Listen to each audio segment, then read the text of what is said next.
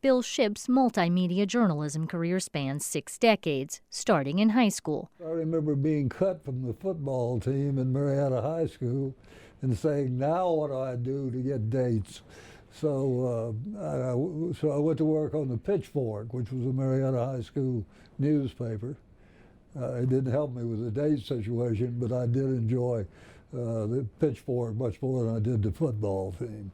And so that started my career. And I interned in 1953 at the Atlanta Constitution. That was while he was a student at the University of Georgia, where he became the managing editor of the student newspaper, the Red and Black.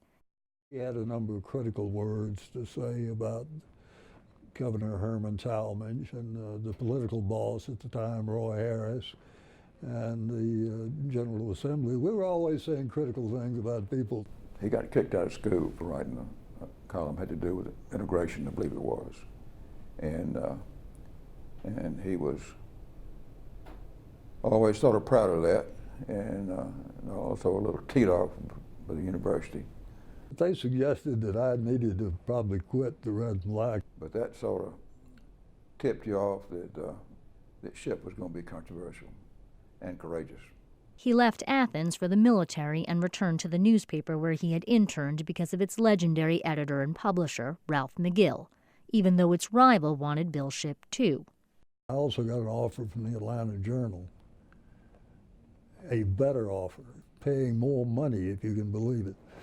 I took the Constitution because of McGill's presence on the Constitution, and I thought he had far more influence. When he became state editor, he managed more than 100 correspondents around the state. It made it possible for me to call people and call sources that no one else ever thought about to find out what was going on, particularly in politics. He became an influential political reporter and editor. Bill, I believe, in the era from the mid-'70s to the early '90s, was probably one of 2 or 3 of the most influential journalists on the Atlanta and Georgia scene. He had an enormous impact on politics in Georgia. He broke stories because of his network of sources and because of his passion for beating competitors. Senator Richard Russell died in 1970, shortly after Jimmy Carter took office as governor of the state. So it fell to Jimmy Carter to name his successor.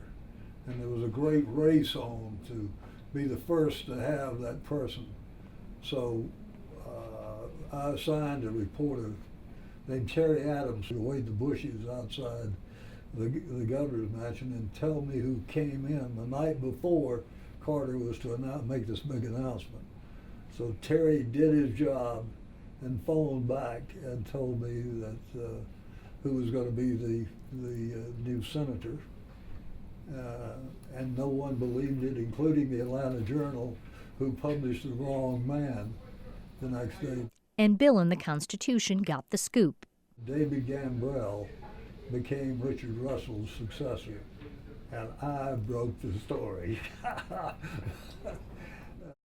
It wasn't always lighthearted with Bill Shipp as an editor. Okay, I was terrified of Bill Shipp. He would yell and scream at the reporters way across the newsroom, in front of me, beside me, over me. Having come out of the Army, it occurred to me that the Army had developed a perfect management style, which was to yell at the soldiers. So I got notorious. But what I learned over time, and pretty quickly, was that he was full of bluster, but not venom. He always knew more than we did about any story we were working on. And he really wanted to have a well-rounded story and wanted to just source it with more than just one person. He was vigorous. He was unrelenting. He dug for the truth. And I think that's the job of a journalist, is to bring out the truth, however it cuts. And I thought Bill was good at that. Bill Shipp was on the cutting edge of internet distribution of news, opinion, and analysis. So I left the newspaper again to open, with the help of Louis Grizzard, the columnist, with a company called Word Merchants. And we published newsletters. And I believe we were the first newsletter to be published covering state politics to be used online. And the online newspaper was called Bill Shipp, Georgia. He also became a regular on The Georgia Gang, a roundtable discussion of politics on WAGA TV. I got to see him in a whole new light of a, sort of a reflective, thoughtful journalist. But again, he always knew the context and he knew how to analyze what was going on politically. There were 4 Republicans in me, and I beat them every week. Bill Shipp, a founding member of the Atlanta Press Club, is in its Hall of Fame.